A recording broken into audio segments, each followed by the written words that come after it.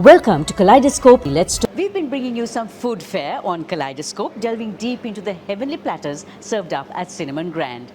And today, chutneys is in focus with Kuala Lumpur's Michelin-selected restaurant, Nadodi. The restaurant brings with it a curated degustation menu influenced by Kerala, Tamil Nadu and Sri Lanka. And I'm with Chef Yavhin Siri, one of the cohort of chefs from Nadodi today on Kaleidoscope. Let's talk to find out about the groundbreaking concept of Nadodi. Yavhin, welcome to Sri Lanka. This is your first visit here.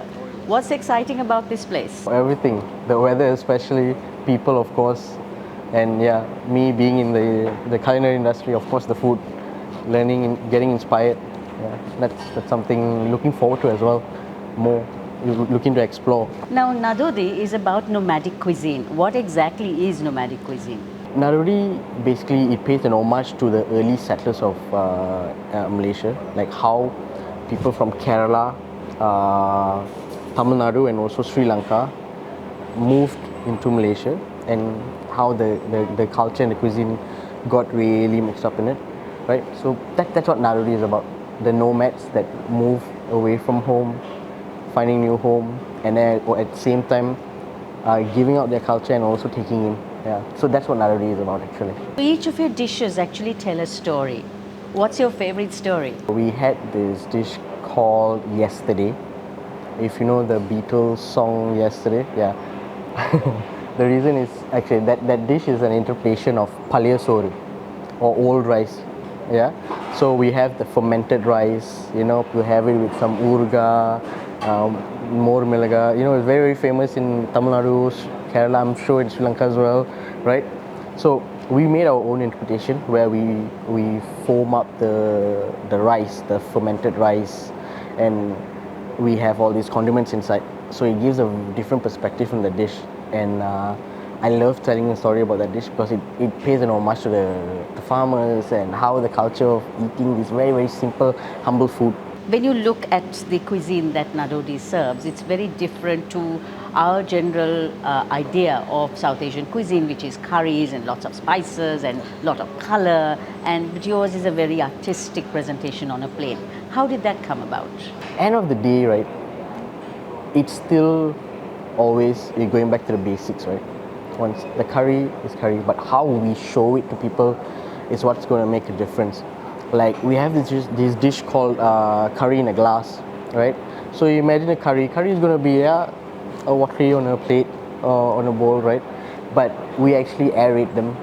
We make them really, really foamy. So when you have it, it's like having a mousse or a souffle, right? With some crab inside. So we're reinterpreting these dishes. So that's how we look at it. How does this mix of cultures translate into what you put on a plate? You know, Kerala, Tamil Nadu, Sri Lanka, right?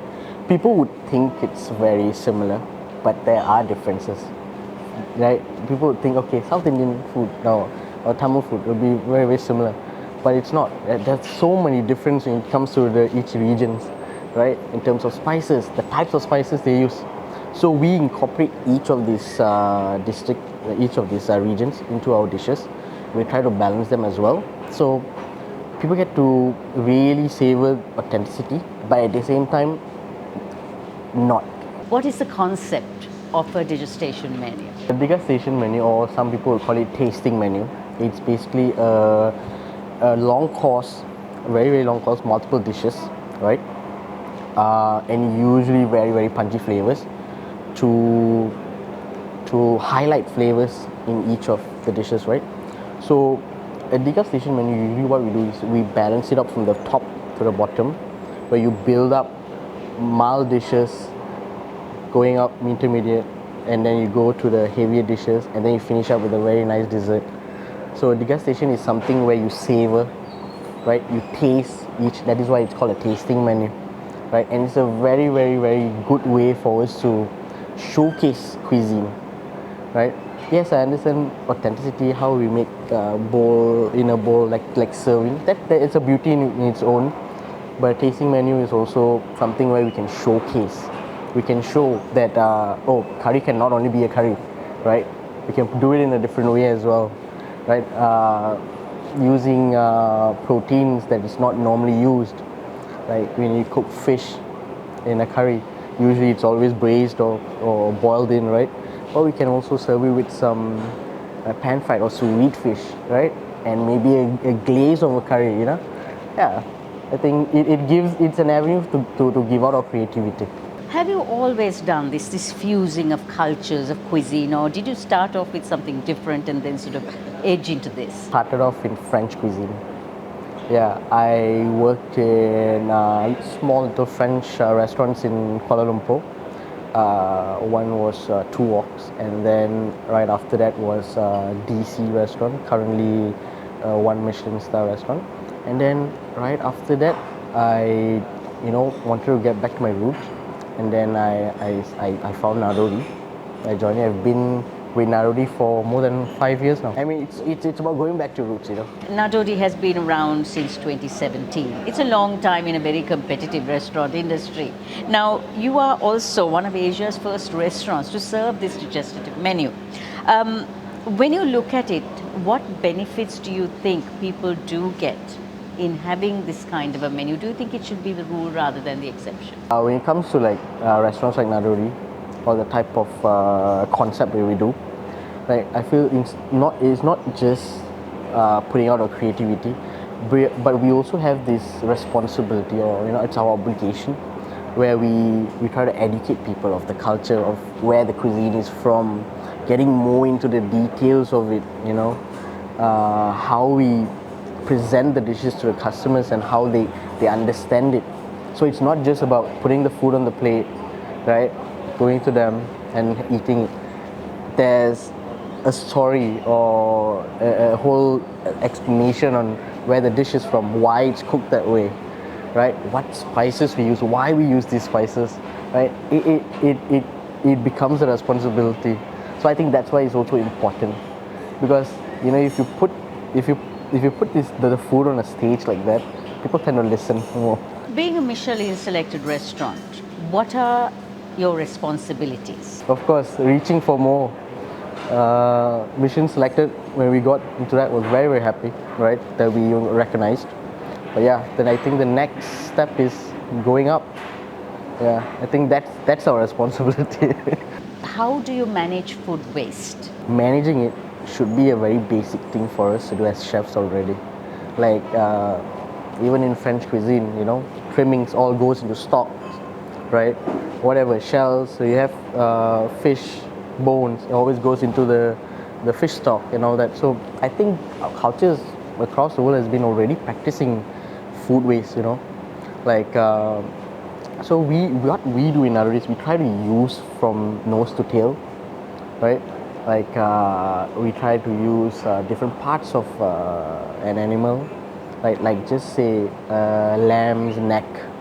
Like usually it's not very popular. People don't buy lamb neck, but we try to use them, right? Really braise them out, compress them, serve it as a piece, right? I think that's part of the whole managing food waste. So now that you've been here in Sri Lanka, what is the favorite part of Sri Lankan ingredients that you like to add to your cuisine? I saw the local mangrove crabs. I'm using that in the menu actually. What would be your favorite dish to cook, to serve, and to eat? To be honest with you, I don't usually cook at home, but if I do, I do the most simplest curry. I do fenugreek curry, vinegar curry. Yeah, simple rice, fried fish with a little bit of the curry. That's it. And that's it? Yeah. What are the trends, dining trends, cuisine trends you are seeing in KL, which obviously being almost a food hub for Southeast Asia, will cascade to other parts of the world? Now the use of local ingredients, and also not just local ingredients, indigenous ingredients that's native to the country, and I think that's a growing trend that's, I think, very, very important, and also I think everyone should follow, like going back to the roots of what grows in the country. Like if you hear there's lots of fruits and plants are brought over from different countries, right? It gets lost right? You know, our native plants, our native vegetables, it gets lost in all these others that are more popular. So now a lot of chefs are trying to like go deeper and find out what's the native ingredient that's used in cooking in those days. I think that's a very good trend. I think that's very important as well. What are diners expecting?